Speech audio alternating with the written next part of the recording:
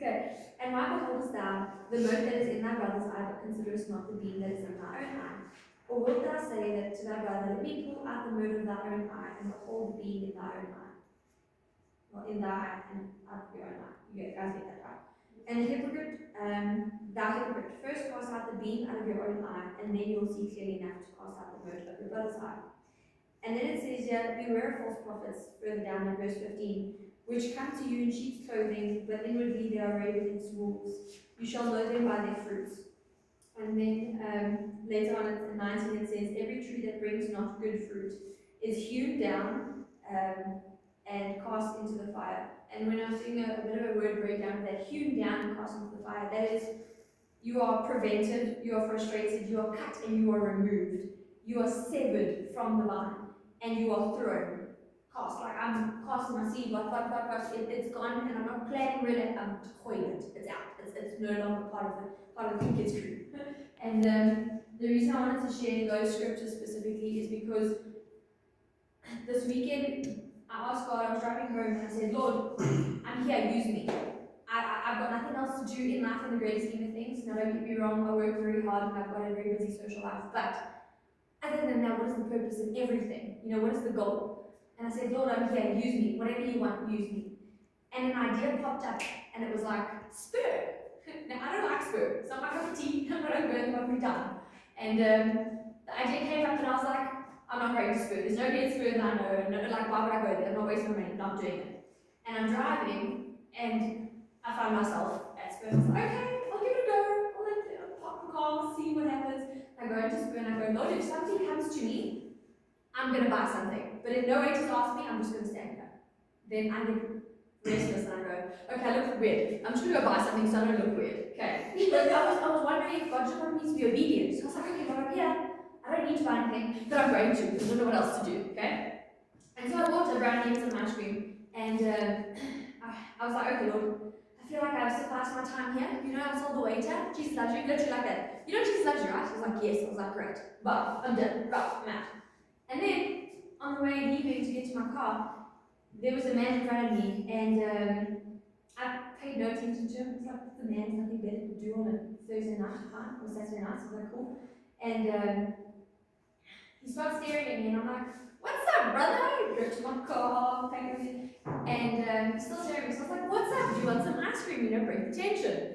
And he takes the ice cream, and he starts sharing some of his life with me at that moment, and I think this is where it really hit home. I asked God to use me, and then he sent me somewhere. I had no cooking clue where I was going or what I was there for. But God spoke to his son that night. That man could quote scripture better than I can guarantee half of us. Okay? He knew the Bible through and through. He knew he was the Son of God, but that man feared for his life that night. And so basically I went up to him and I was like, listen, can I chat to you? He thought I was going to kill him. And I'm like, I'm not, I don't have a gun, I don't have it, like I'm just, you know. And he wouldn't stand still. So I know some people, you know, you be on drugs, I'm like, yeah, I know what a druggie looks like. I know the habits of a drug dealer. This man was part of a gang, but not part of a drug. He wasn't part of drugs or involved in drugs. And he kept doing this the whole time, over the entire parking lot. As soon as I asked him, can I just like hug you or something? No, I've got to watch out.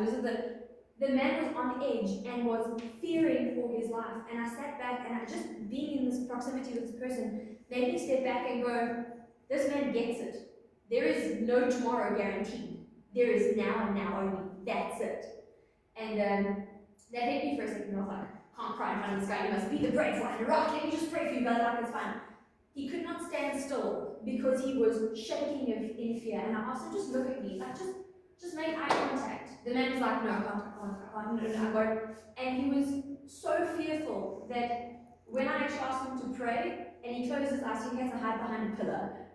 But when I asked him to pray, the man, grown man, and he's like a tough guy, bawling his eyes out, crying, because he knows his worth in God, but he forgot it for a second. And that fear had snuck in because of that. And what really stood out for me is he was so scared, he didn't want me to hug him because he was scared he was going to be shot while he was getting hugged. And I'm like, I just want to share something, I want you to calm down, you know? So I said to him, listen, if I face this way, I'll face the shops and everything, and you face the public, so if anybody comes out and they try and shoot you, you know, they'll get me first, it's fine. And at first I was like, oh, this guy's just overreacting, it's fine, let me just, play along, it's fine. And what was interesting is while I was hugging him, it actually sunk in. It was like, young lady, you don't get it. If it was the real deal and this man is who he says he is and he is involved in what he says he's involved in, how many of my children are stepping out? And this is not to glorify myself at all, but what I'm trying to get across to us is how many of us are going to give our all? Where God says, right, you had a good run, hey? It was a good 20 years. Let's go. Come, it's time for you to come home. How many of us are ready to go, God, I know you said you wanted your person, your one person on the side of the street to hear from the gospel. Whether I live or die, I'm going to tell them because you want me to tell them. And I think over the three songs that have just been going, what stood out for me is the first song was really happy and everybody was in it and we were all super excited.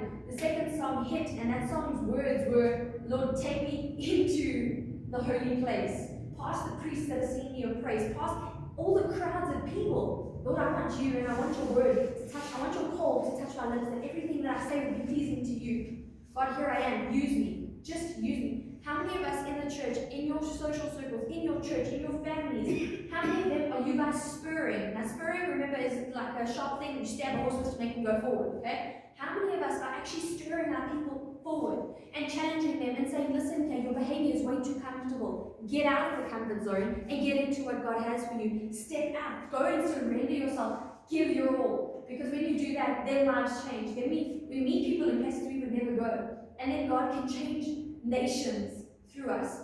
But nobody ever changes anything by staying the same. So this is my encouragement to each and every one of you. If there is a place in which you are comfortable, if there is a place in which you are lacking, a place where you have not gone, God, throw it all up, do what you want to do. Do what you want to do. In my business, my family, my love life, my dogs. I don't know what you guys do in your free time, which means I need to socialize more. But ask God to really stir it up because the time is coming to a close, and we need to make sure that we're actually being productive and we're not just. I was speaking to I was speaking to a pastor yesterday, and his remark to me was he had a conversation with God, and God said to him, "There are too many Christians that do nothing for me. What do I do with those people?" And then in Matthew 7, Jesus goes, Lord, people turn to him and he goes, Lord, didn't we do this, didn't we do that? And he goes, turn from me, I never knew you. So, and then your question, can people turn away or lose their salvation? There's a real deal, and we've got to actually have fruit that is visible and practical, and it is present, not fruit from 5 years ago. You've got to have fruit today. You've got to be doing things today that's going to change lives. Planning, Lord, what ideas can you give me that I can produce better fruit for tomorrow? Because otherwise, what's the point? So,